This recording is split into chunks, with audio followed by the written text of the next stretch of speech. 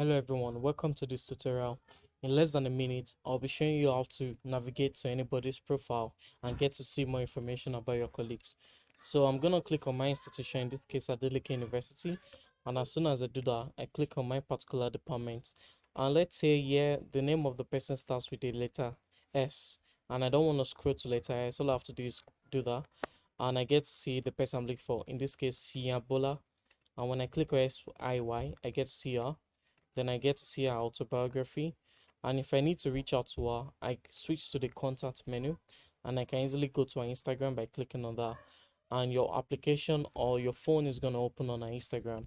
Then you can go continue the conversation with her on the Instagram. Thank you so much. That's a quick tutorial now to view anybody's profile across all the departments. See you in the next video.